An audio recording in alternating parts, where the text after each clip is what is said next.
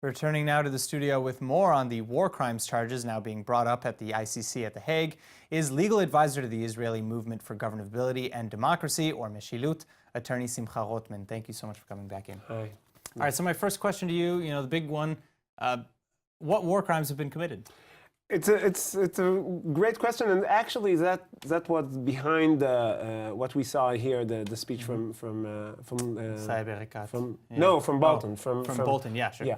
So basically, he says anything can be defined as a crime of aggression, anything can be defined as crimes against humanity, anything can be defined as war crimes. Therefore, the ICC can prosecute whatever. Now, we're talking about... Well, but that's not necessally true, is it? I mean, there are objective things that qualify as war crimes. Yeah, but the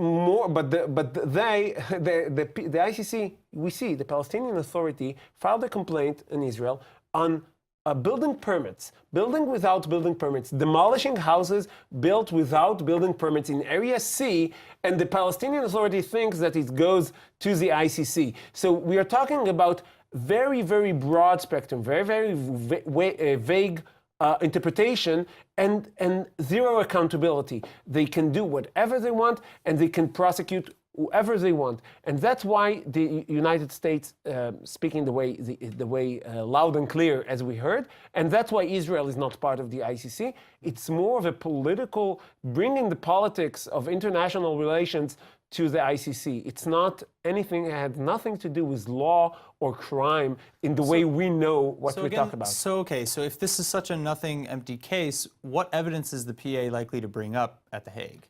Again, if you're talking about a crime of aggression, which is the most vague and most clause in the ICC charter, anything, building a new settlement is a crime of aggression. Demolishing houses is a crime of aggression. Everything can be defined as crime of aggression.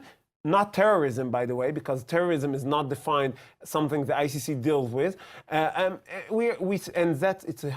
politicized court.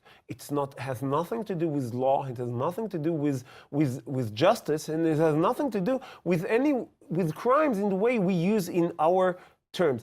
I agree that if you have a country that goes and kill innocent people, and you need to have some way, but the world judged these kind of crimes way before the ICC.